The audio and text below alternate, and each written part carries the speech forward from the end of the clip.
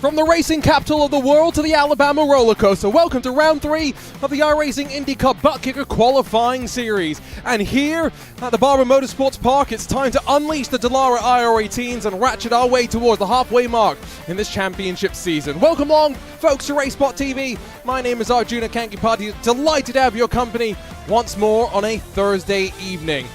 We'll be heading back to the racing capital of the world, to the Indianapolis Motor Speedway next week for another road course round. But last week it was all about the ovals, 66 laps at the racing capital of the world, Speedway, Indiana. And right on that fuel window, remember cars can go around 33 laps, pretty easy in terms of fuel saving, did mean for a rather anticlimactic race, all things considered. But now 5 races in the month of August and 5 crucial races as well. We've got one more round of the ovals to come on August the 15th. We wrap things up at the Mid-Ohio Sports Car Course, and that one drop week going to be very, very important with all the drama that played out in the aftermath of last week's race, with some of the drivers being found wrong for infringing the rules, for trespassing over some white lines, and it slightly mixed up the championship standings as we sit right now. Let's take a look at them, because it is the Apex Racing team sitting 1 and 2. Luke McEwen and Brandon Traino trading victories back and forth for the first 2 rounds of the season so far, with Jose Soria and the Drago Racing entry only 10 points off the king of the bricks. It's Jordan Caruso then in 4th in the Kawanda Esports machine, with Rob Malechka, the double iRacing Indy 500 champion, sitting in 5th. Michele Costantini, watch for him to try and charge his way forward from 6th. He won here at Barber in the second round of the VCO INDYCAR Challenge just a handful of weeks ago. Plenty of strong drivers as well mixed up inside of the top 20 or 30, and the margins expected to be pretty tight and pretty close by the time we round our way to the end of the month and to find out the 33 drivers that will fight. Remember, starting on September the 19th, first round of the championship fight. So qualifying basically done and dusted at this point, to be honest, and you can see it's a somewhat gloomy day here in, well, just about a 30-minute drive out of the center of Birmingham, Alabama. All 32 drivers have finished up their qualifying, and so we're going to be yoinked from qualifying, deposited straight into the race itself. We'll take a look at the starting grid. Got plenty of time to do so as well, because we'll take a look at that pace car, which will see itself situated on the pit straight. A full flying formation lap for these drivers to get some temperature into their tires. Well, let's head down trackside. We've only got 39 laps of racing. It's a relatively short race distance.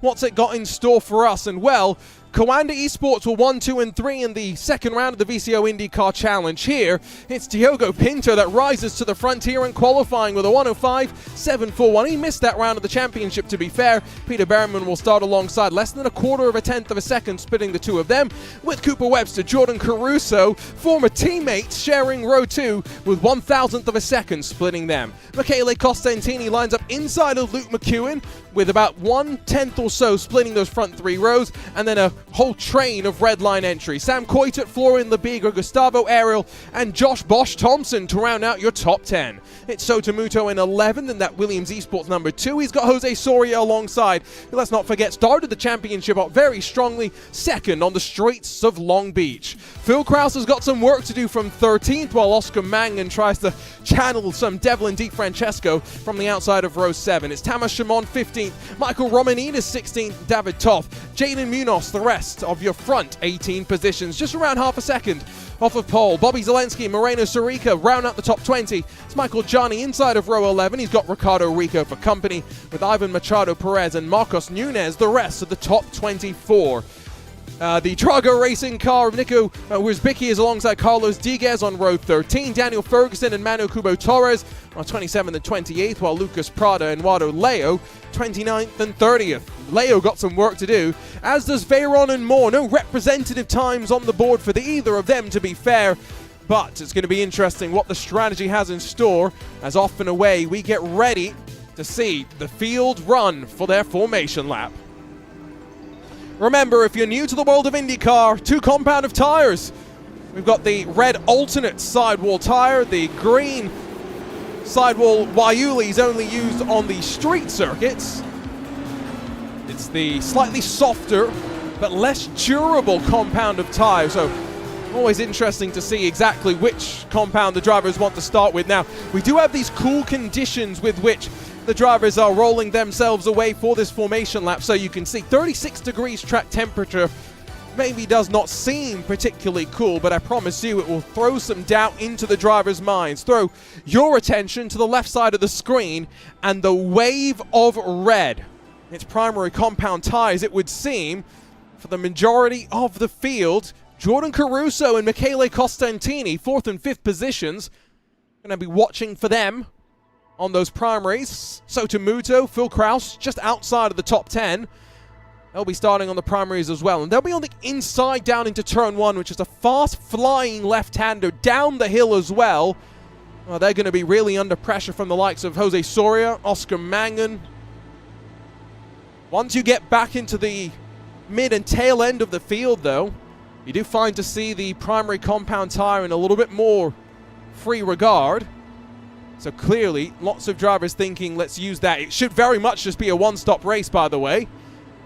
This is not a lengthy run on fuel for these drivers by any means. Probably looking at just around 40 minutes of racing. 40 sweaty minutes, that's for sure. After this, remember, back over to the Speedway and to the Indianapolis road course. Albeit now, we don't have the terrible, let's be honest, switchback hairpins that used to be the distinctive corner section at the start of the lap. Instead, we have that straight chicane, high curbs to speak of, and then high speed down Holman Boulevard onto the brakes into what is now a very, very good passing opportunity. So Pinto and Berryman on that front row. Remember, Peter Berryman, one of those drivers tangled up in a wave of drivers losing points from round 2. He needs a result. Diogo Pinto also not inside of the top 12, former world champion in the Porsche Esports Super Cup. He'll want some points on the board as well, but ready to go. Pace car off and away, not going to see that one again. It's field in the hands of Diogo Pinto, and the Portuguese driver punches the throttle, and the Team Redline car behind of Cooper Webster tries to follow him through. Peter Berryman's on the button to try and respond, but down in towards turn 1, that fast-flying left-hander who's going to run off into the grass. Couple of cars running very, very wide. It's Ariel and Coiter, the Redline teammates, trying to give each other room in the fight for 6 positions, but crest over the hill, run down to Charlotte's Web, downhill braking zone at turn 5, and it's the Redline swarm. That's the first side-by-side look. Further back through the field, Costantini and Labigra, they're squabbling just inside of the top 9. Sam Coiter, though, trying to go on the offense to pass Jordan Caruso, who started on the primary compound of tires. He gets the move done down into the museum complex, and on this opening lap of 39, it seems as though, can't quite believe I'm saying this, we've got 32 of these Dallara IR18s that have rumbled out through the S's section single file, and all clean and tidy. Now rumble down. This is the interesting section up through the roller coaster. Car gets very light, very squirrely on the rear end. It's where you need a compliant car, one that really works with you. And so is Pinto and Webster, Redline 1 and 2. Berryman, McEwen, Apex 3 and 4. And then pair more of the Redline entries, Coiter and Ariel rounding out the top 6. We have our first lap in the books. Lucas Prada enters pit lane. You can tell you Carlos Diguez has also entered pit lane, will be on the flatbed, so scratch that, not all 32 out of the opening lap safely. We're on board with Mangan in the number 25. Jose Soria is on the button, forced to the outside, and look at the grip and the confidence that he's got on those alternate compound tires. Remember, grippier, but going to wear that little bit quicker. He's made the move, though, on Costantini, as easy as you'd like. Take a look at what happened on the opening lap once it settles down. I think that's a when, not an if as well, because the choice of tires, remember, really going to dictate how aggressive drivers are. Caruso's lost 3, Costantini's lost 6. Primary compound of tire not working out for them in the early stages, but it'll come back to them in the later stages. Costantini went very long on strategy in the race at Long Beach after qualifying, did not go his way. What's he got in store for us here in round 3 at the roller coaster? Caruso on the button, down into turn 1. He's feeling the pressure from Florian Labigra and the Frenchman. Out wide through the double apex on occasion, turn 2, down the hill and rise back over the crest at 3. Not on the push to pass, got to be careful with how much power you spin through those rear tires coming over the crest. But Caruso struggling such to the extent Labigra is already through down at 5. Now, can Thompson follow through? He's going to bosh his way onto the button. Caruso responds though. Oh, it's a battle of the late breakers. Caruso's not giving an inch, but Thompson makes it stick. Oh, that's audacious. Jose Soria next up in queue.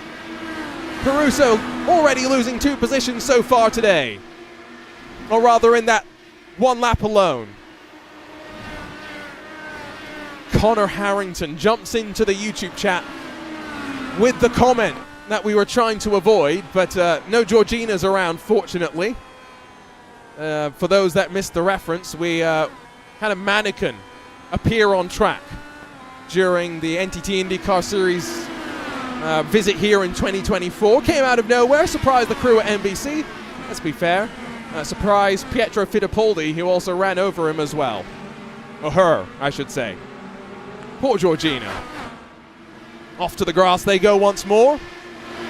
Already 3 laps in the books. It's David Toth, the Hungarian. First move being made this lap is for 13th position. Passes Sotomuto. Here's another battle on compounds. Toth started on the alternate compound. And this early in the run, expecting it to stay pretty long into the stint as well. Right, I tell you what, I think, fingers crossed, it's calmed down to some sort of a degree. Let's see if we can go back in time, spool up our RaceSpotTV replay machine. Ooh, and figure out what happened on the opening lap. We blast our eardrums out as well there, to be fair. But down to turn 7. Oh, they're 3 wide. That never ends well. Diguez is off and around. Guessing that the rear suspension is going to be broken on that car for him to have needed the tow back onto pit lane. And maybe it was Lucas Prado who got tangled up in all of it. Yeah, you can see he's lost a bit of his front wing. And the amount of understeer he's facing, that car straight down to pit lane at the end of the opening lap. So Costantini slow now. As back up through turn 3 they rise. Here comes the Hungarian. David Toth, hungry to make his way on forward.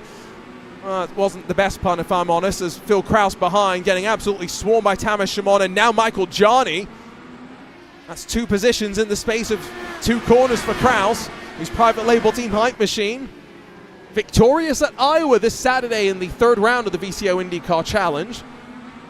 But self-admitted that he's not the strongest at Barber, and was quite self-deprecating and diminishing in his expectations coming into this one, if I'm being honest with you all. Not necessarily what you always expect and want to see from a driver of Kraus's caliber. That's neither here nor there. So Pinto still leads, Webster second. Great to see him, by the way, looking to try and make a crack at another world championship in the Oracle Red Bull sim racing machine. Saw him win a couple of races in the Porsche Esports Super Cup this year. That was following on from some wins in the real world over the course of the winter. Here comes Jose Soria, though, to the inside of Jordan Caruso, who started, of course, up in 4th, and he's now down to 10th position. Bleeding continues, and his former teammate Oscar Mangan's tucked in behind. Yeah, definitely no move there, though. The choice of compound, really starting to see those tires, the alternates, make their way to the front. Caruso, Costantini, and Muto. They're really the drivers now interspersed amongst some of the alternate runners. These cool conditions, I think, probably somewhat helps. I say cool, it's operative, as you have to remember. 41 degrees Celsius track temperature does not seem the coolest. But relative to what it was for the VCO IndyCar Challenge, I think it was, what, closer to 47 or something? Now, we did also have plenty of cloud cover there. That makes the choice, whether you stay on the primaries or alternates at the start of the race, that little bit more interesting, of course.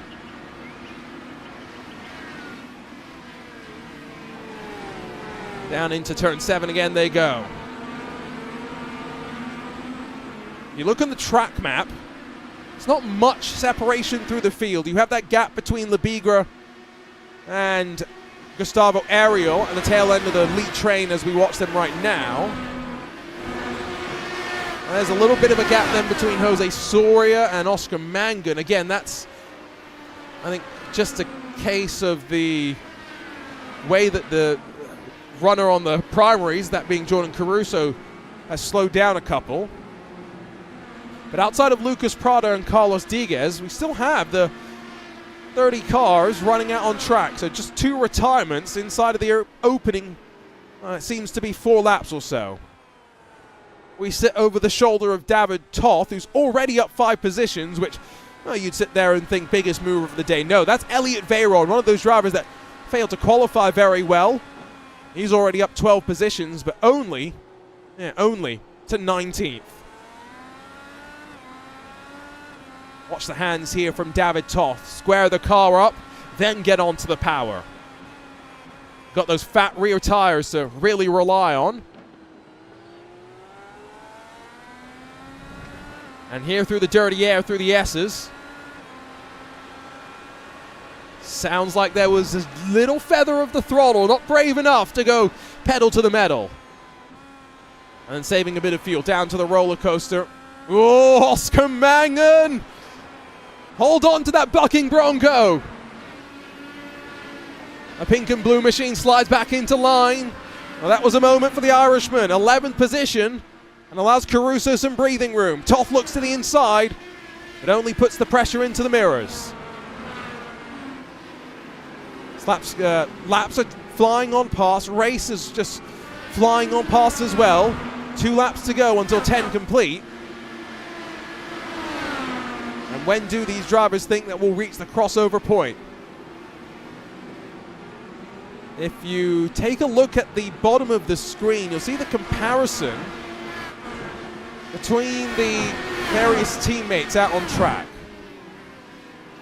and the various strategies as well. So you've got Pinto, your leader, who's still a good 3/10 quicker than Caruso. It's only 3/10 quicker than Caruso last time by. Is there some doubt in terms of strategy? Kawanda felt pretty strongly in the VCO IndyCar Challenge. It was the right thing to do to go primaries first and save the alternates for the end, but that was also in a race where the safety car was an ever-present danger. It's definitely not the case here today.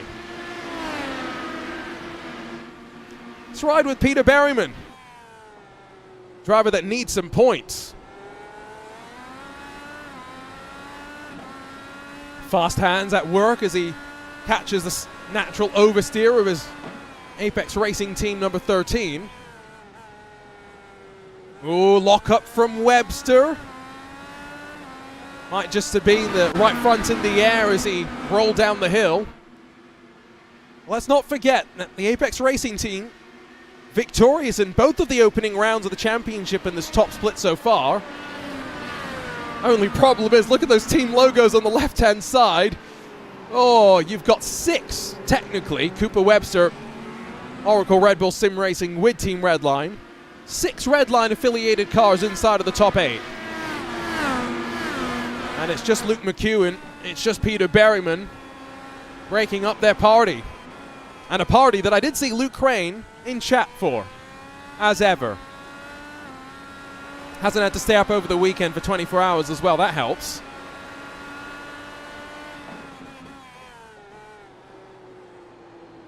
Cooper Webster's lost about 1.2 though, 1.3 make that to your race leader Diogo Pinto. Struggling now, that's for sure. You can really straddle the curb down through turn 7. Visual indication there. Sitting off board from the drivers. Definitely go inside of the white lines. Not FIA approved track limits, one would say.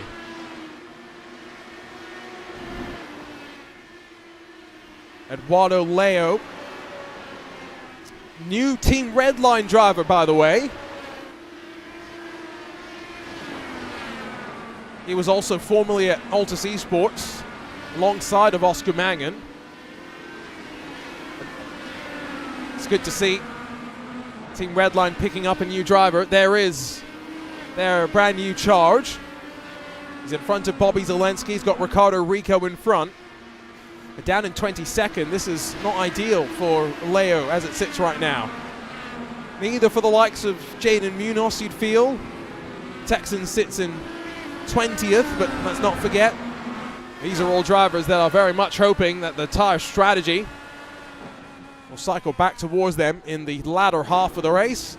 That look off-board just highlighted how close they all sit right now, with Rico only a quarter of a second off the back of that Williams Esports number 11.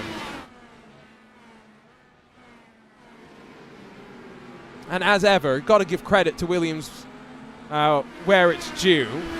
Totally not biased because I've got a Williams Esports water bottle that I'm drinking from, but Jaden Munoz, Moreno Sarica, how do you tell them apart? Well, they've got very distinctive liveries of the two Williams Esports drivers. Although maybe that's just the case that Moreno Sarica hasn't got with the times and updated to the new one just yet. So maybe we should not be highlighting that so much. Team Redline. Is there any difference between the Team Redline liveries? I don't know. I'm trying to get my magnifying glass out. And I think the answer is no. Go all the way back to Bosch Thompson. No, I think they're all identical. So yeah, no points for Redline on that one. What about, we got two Apex Racing cars sitting in line, don't we? That should make it pretty easy to figure out if there's any differences. I mean, one's got the purple wing mirrors, one's got the green. Oh, they got the... Luke McEwen's gone and put green rims on his car. Now, that does kick off another debate, which is, are colored rims acceptable on cars? On race cars, maybe, is a more specific way to phrase the question.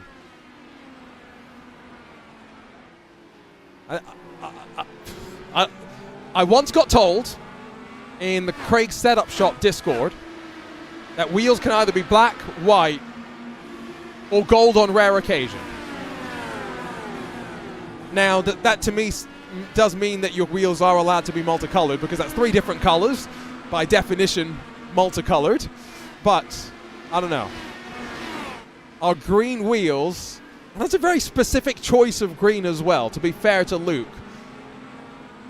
There's a joke somewhere there in rhyming with his name, but oh, I don't want to go there. Sorry, Luke, I shouldn't. My head's in the toilet. Down to 18th position. Let's check in with some drivers who really would be wanting to be further up, as we were talking about slightly earlier. Elliot Veyron's got a terrible run, and he's had to go on the button to try and pull himself closer to the back of Phil Kraus. I think we're starting to get to that crossover window. The primary compound tires may be starting to be better than the alternates. Veyron really starting to struggle as compared to his teammates, and off to the pit lane he goes. So it releases Romanidis, Munoz, Rico, and Leo. And now Veyron really has got to make sure he hits his marks. Where is he going to slide? No slide, fortunately. Hits the box with good precision as well.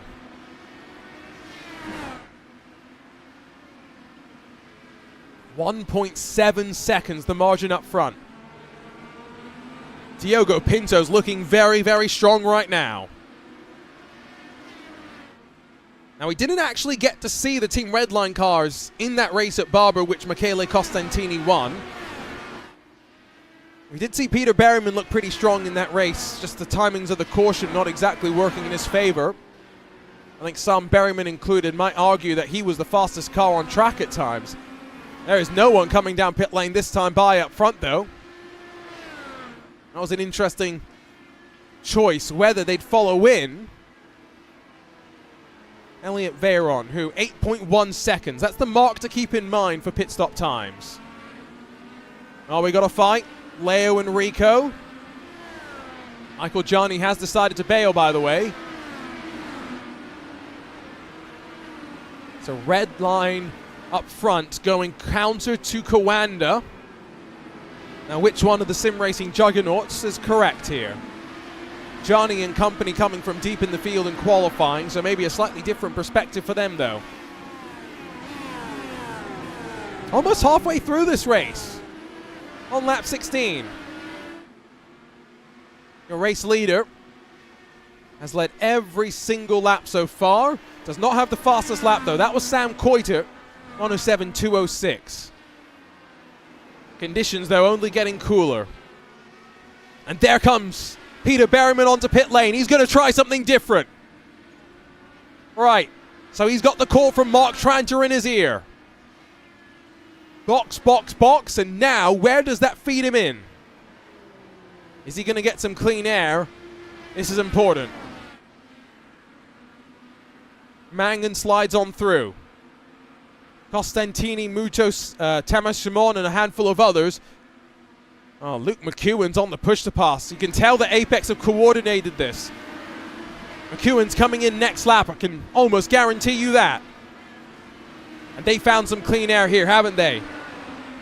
Yeah, Berryman slots in directly in front of Daniel Ferguson. He's got Manuel Kubo Torres, formerly of the Apex Racing Academy, in front. And oh, it's push to pass City up front. Pinto and Webster, they respond as well.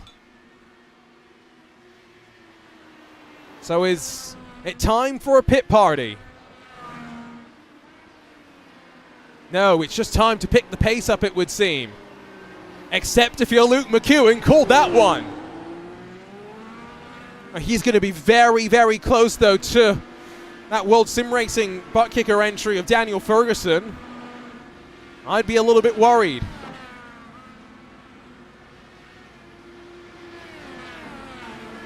So you can see Berryman's carving his way up through the roller coaster now. That was a wiggle. Cold tires still on this outlap. McEwen up on the jacks. Firestone tires being fitted. And that full tank of fuel probably going in as well. About half race distance, off and away he goes. And push to pass for Berryman. Should see him emerge just in front of his teammate. He's going to fire it off into turn number one. And indeed, going to be directly alongside. No, just in front of Ferguson. That's crucial.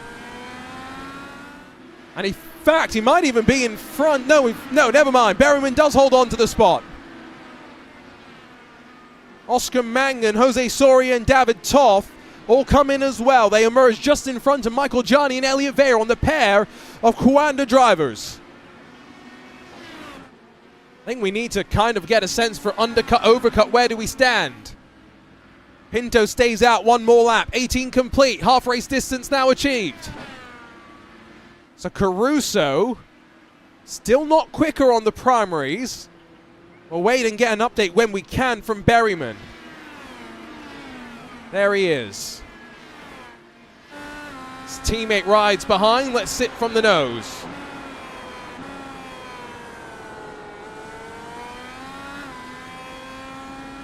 Oh, you heard the hesitation there on power.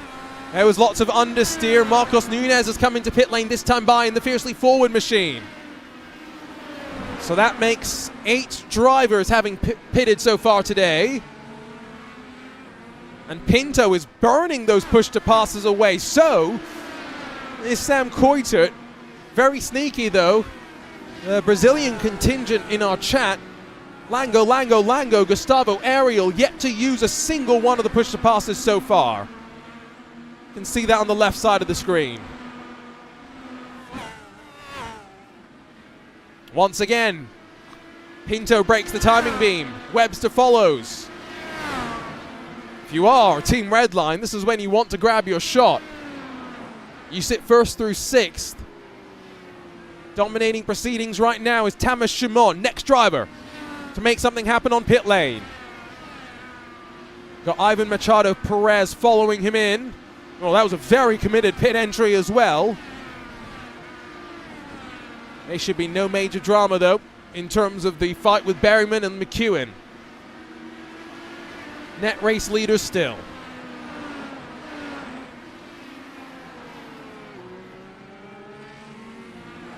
So Jordan Caruso has closed to the back of Bosch Thompson. What's this going to mean in terms of the strategy?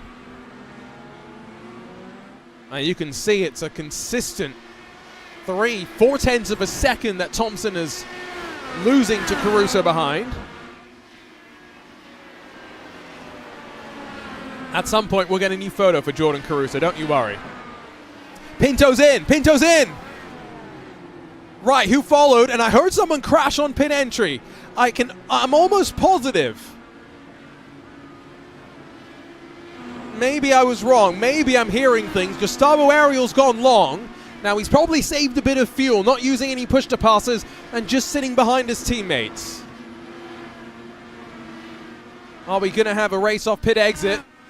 There's a look at the pit entry. No race away. Where's Pinto in relation to Berryman? There's the apex driver. Berryman's going to be close to getting Webster. He gets Webster up the inside. Right now, McEwen past Coitot as well. Webster's going to try and respond. Cold tires straight on the push-to-pass. Side by side and around the outside. A long way to go down through turn 5. He's got 4-lap fresher tires. He doesn't make the move happen. Berryman's got 2 push-to-passes left with 19 laps to defend. Oh heavens, this is going to be hard work for him. Someone get on the blower to Webster. Patience required here. Pinto's got this one though, surely. Here comes Ariel. Down to pit lane. Guess the only question is what's happening with the likes of Jordan Caruso, Michele Costantini trying to go long in this race. So Ariel sits on the jacks. Now off and away. Berryman has just passed the start-finish line. I don't think Ariel's close enough to make a move there. And in fact, a slightly slow pit stop, all things considered, and transit time down pit lane for the Brazilian. I think Ariel's lost out on that pit cycle. Big winner does seem to have been Diogo Pinto.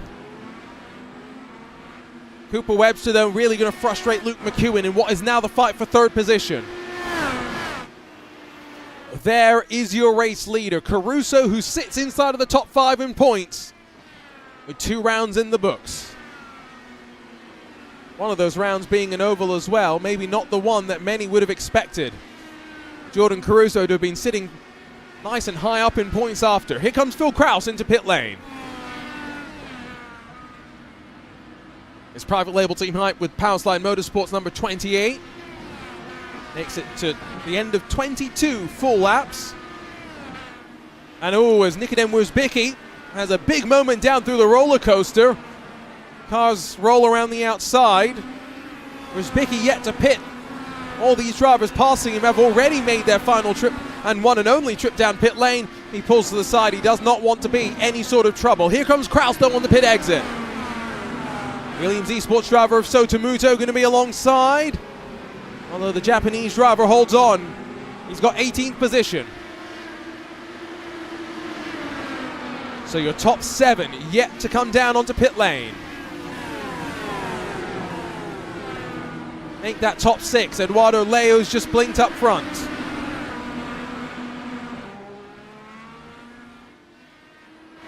Or maybe not, maybe. Oh, don't tell me he's run out of fuel.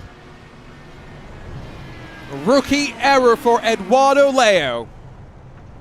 And that means any chance of points in the books. Or in the bin, I should say. In the books. Unless that book's in the bin. Wrong book indeed.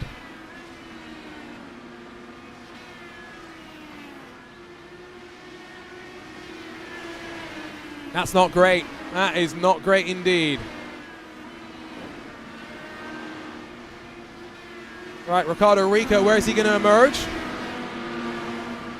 Should be just inside of the top 25, I think, net. Meanwhile, Cooper Webster, Luke McEwen battling.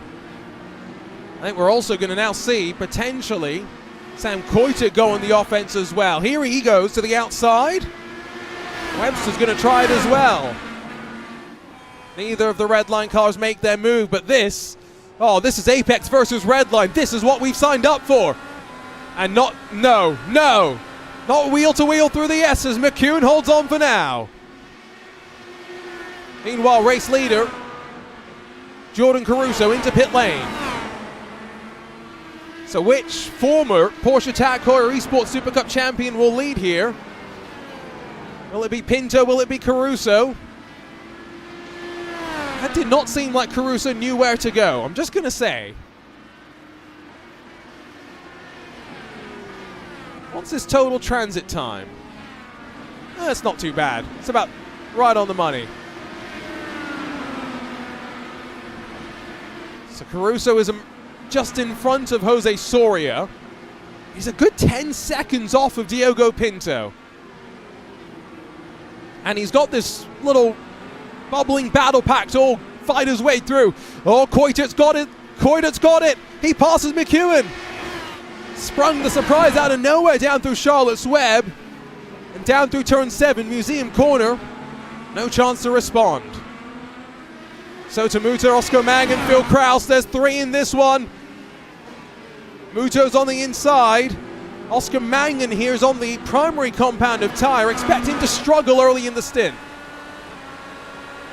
I've got to say, my voice is struggling right now.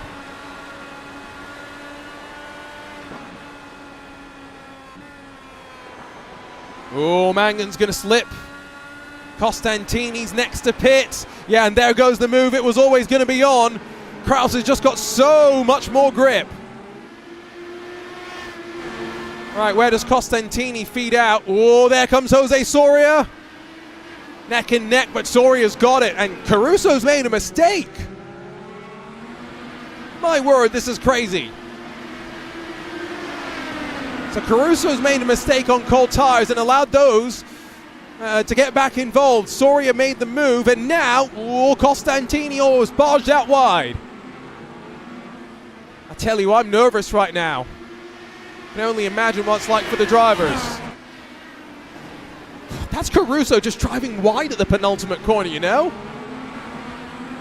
I mean, that's not cold tires. That's just a driver pushing too hard and almost paying the price for it. Anyway. So it's a 5-second advantage for Pinto up front as he crosses the line at the end of what is lap 26. Caruso passed Soria behind. But here in the fight for second, third, fourth, fifth, and sixth, we've got Redline and Apex, but not in equal numbers right now. It's been a good day for Coiturt's, good day for Ariel. 3 positions gained apiece. 4 positions up for Soria. 13, though. Hard charger of the day so far. Very much going the way of Elliot Veyron. Pair of Coanda machines now have slid past Jose Soria. Let's see what they can do to make this alternate compound of tyre work in the last portion of the race. You can see those compounds on the left side. Oh, don't tell me that he's going to do this too. Oh, Lango. Gustavo Ariel on the entry down to the roller coaster section. Rips 5th away from the points leader, Luke McEwen. To be fair, one driver there recognizing no risk needing to be taken. And Luke McEwen may be recognizing it's not going to be 3 for 3 for the Apex Racing team. But a 3rd consecutive top 10. I don't think McEwen could have asked for much more with 3 rounds in the books. Statement though from Caruso, new fastest lap, 106.767.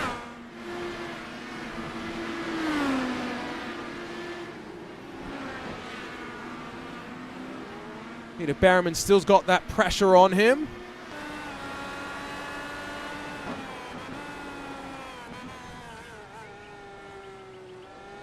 Webster seems to be a bit better on the primary compound of tyre. Or maybe he's just stuck behind Peter Berriman and looking for a chance to get past. Once again, that bottom corner, that track map really does show how much the field is really split on up. With now what will be 11 to go next time by for your leader.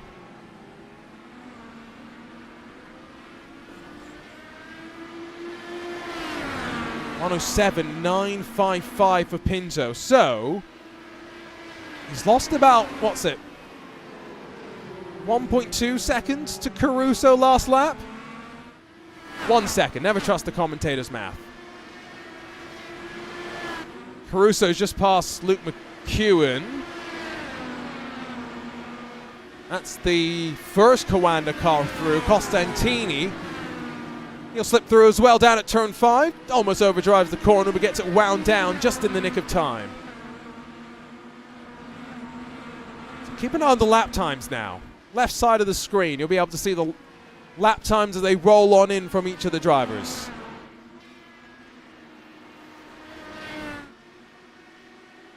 I don't really think that either of Caruso and Costantini have a chance of catching here. That's catching your race leader. Maybe they do have a chance of being involved in this fight for second, though. That is for sure.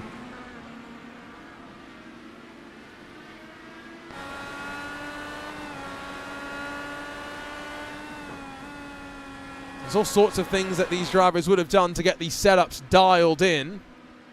107.999 for Pinto last time by. For Caruso, 107.484, so around half a second the gap between them. A 108.4 for Berryman, though, was closer to a second that Caruso gained on this fight for second on behind. I think if you're Berryman and the rest of the company in the train, you're nervous.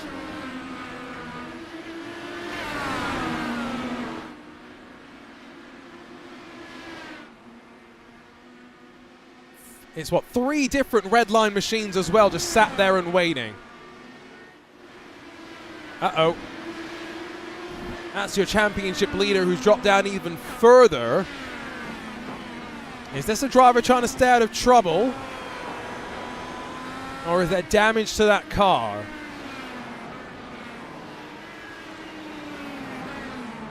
Oh, he's down on pit lane. That answers that question. Damage.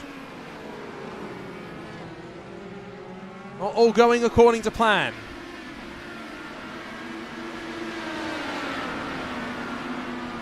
Yeah, and that last lap very slow as well by these drivers' standards. That's going to be a drop round for sure for the points leader. That mixes things up in terms of the equation. Top 33, remember. Not just from this top split, but across of what I think was 4 different splits today. So that's 4 individual races. Wow, that shakes things up. It really does. As they'd say, championship implications. Let's ride for a lap on board. Sit with Gustavo Ariel and ride around the Alabama roller coaster. Watch through this final corner how it's really cambered in initially, but then pitches you out to the edge of the track. Got to be very careful not to run out wide. Now, down through turn 1. Fast flying left-hander, but be careful. Don't carry too much speed for this long looping hairpin, technically called turn 2 and turn 3. Don't get me started on that as you rise over the crest at turn 4.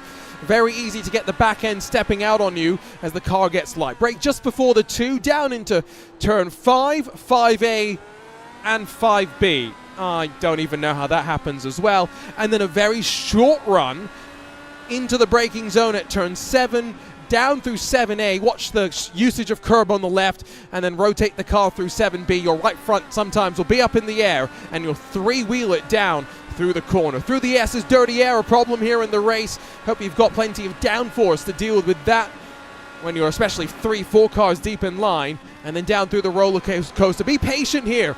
Saw the rear end there of Coitur's car just trying to pitch around on him. Same thing happened there to Gustavo Ariel in the penultimate corner. Tried to be a bit greedy with the entry speed. This track really rewards patience. It rewards the flow as well. And a nice tidy lap that's going to see us just inside of the 108.2s. Gustavo Ariel running in 5th position as it sits right now. And that lap on board, let's not forget, with the primary compound of tyre. Bit more grip available for the likes of Costantini and Caruso, who have now officially closed to the back of the fight for second. So they've got, what, 4 moves to make? 6 laps to go at the line? I mean, I'm not a betting man, but I wager those odds are pretty low, high. Which way does it work? Pretty difficult for Caruso to make that many moves at a track like this. Strength of field I saw was close to 9,000, so this is a pretty decent points haul. Likes of Brandon Traino and company, remember, are in second split, where there are points still very much on offer. Dan Amor, another one up and in the mix as well. So 6 laps to go. Cooper Webster is right on the tail end of Peter Berryman. Now he's only got one push to pass left to use, and so I think he's trying to hold it in reserve. How much more patient can you be? Oh, the lunge out of nowhere!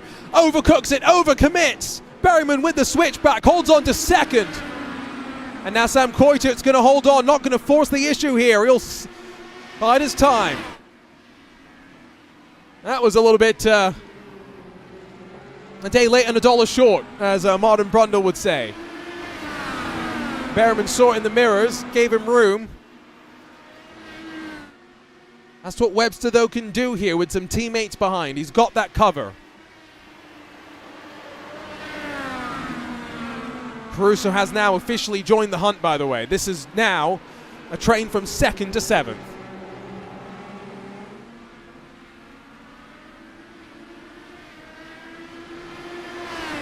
Five laps left to run. This is a rather short race, let's not forget, for some of these drivers. They did 80 laps in the race at the VCO INDYCAR Challenge, so they know that maybe they have setups that could go even longer. But they would have dialed them in for cool conditions with the amount of cloud cover that we've got right now, and for slightly shorter stints on the alternates. In the case of Costantini, he's only getting 14 laps from the alternates, so could very much get a bit more out of them in terms of tire life.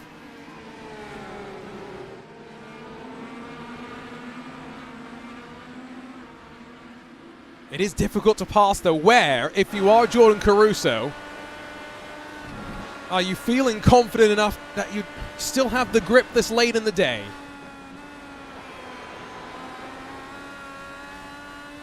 To be fair, Phil Krause says he doesn't really like Barber. Curious to think what some of these drivers' opinions are on next week's venue, the road course at the Indianapolis Motor Speedway. Because that very much divides opinion. I think that's fair to say. I don't think Caruso's got enough time here. He's run out of time. It's one thing to catch, another to pass. He's done the work of catching. Now he's trying to figure out his way through.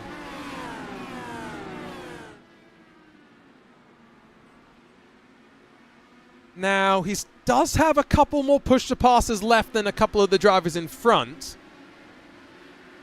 Costantini's also got 6 in reserve with 4 to go. Maybe that's what they're thinking about, just throw some late surprise push-to-passes when no one else is expecting them. Is Cooper Webster still thinking he can grab second away from Berryman, though? Look at the energy through the car. Time ticking down. 3 laps left to go. Berryman still with that pressure building.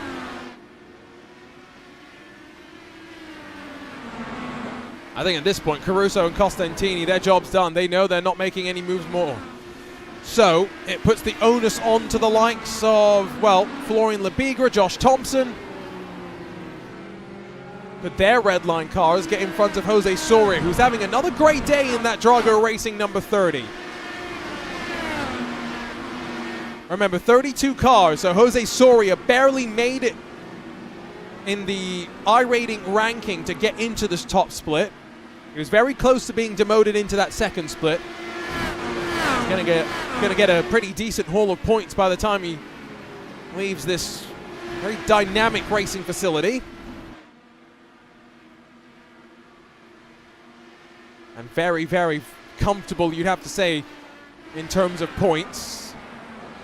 Berryman now 2 seconds lost, I think, in the last handful of laps to your race leader. Diogo Pinto has built up the buffer up front. So 2 laps left to go. Here in the third round of the INDYCAR Buttkicker iRacing qualifying series. We've got 1 oval left after this, let's not forget. And also that trip to the Mid-Ohio Sports Car course at the end of the season. Road America should be interesting. Cooper Webster forced to the outside down through turn 5 once again. And Berryman with the block pass, not getting that move made on him so easily.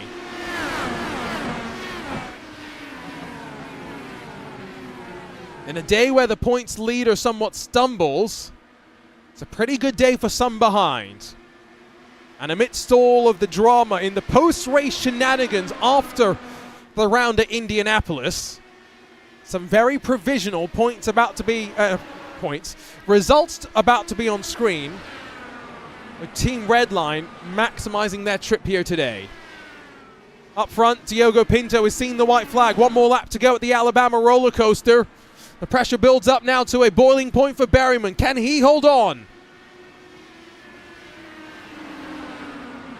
Caruso and Costantini, remember, the pair of Coanda Esports drivers, 6th and 7th positions, the drivers highest placed, who started on the primary compound of tire.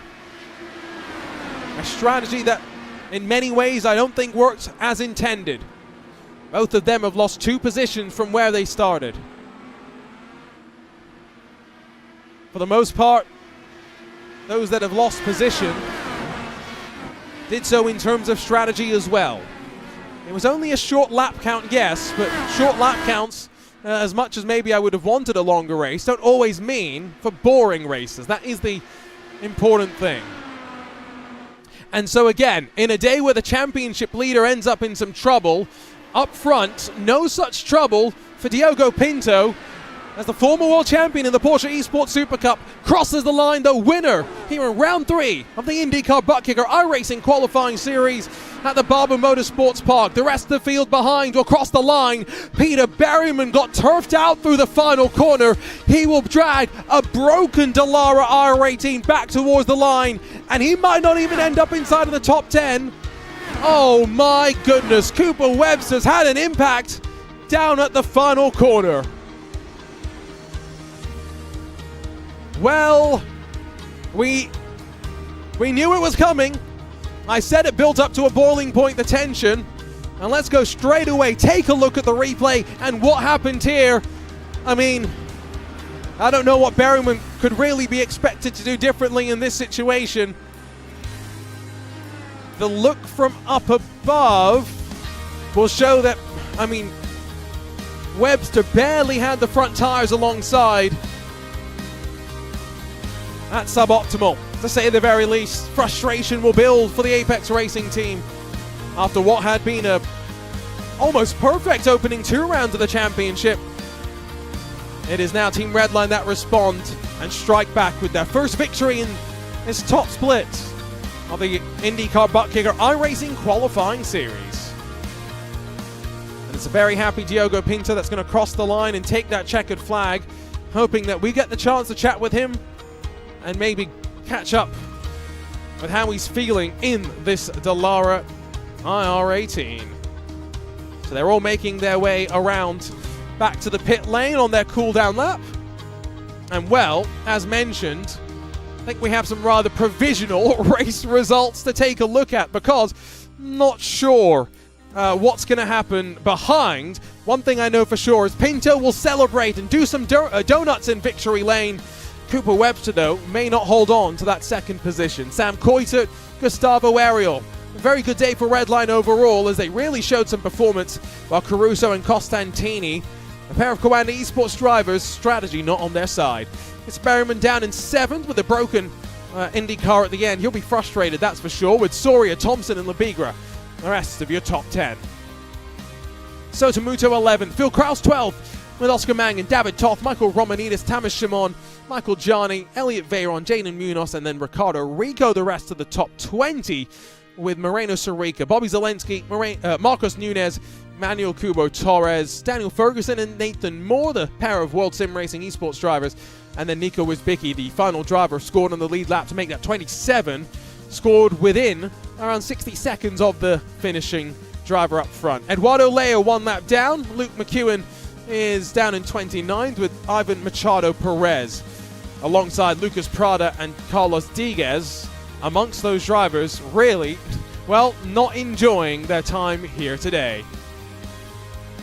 Seems as though the burnouts, well, have not finished just yet for Diogo Pinto. I think that's Florian Lebigra celebrating with him as well. And can he blame them, really? It's been a very good day for Team Redline.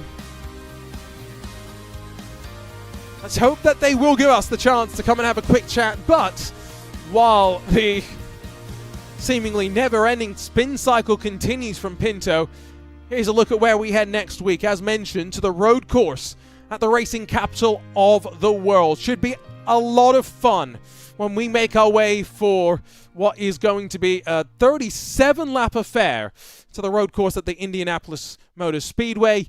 After that, remember, it's back over to the ovals though.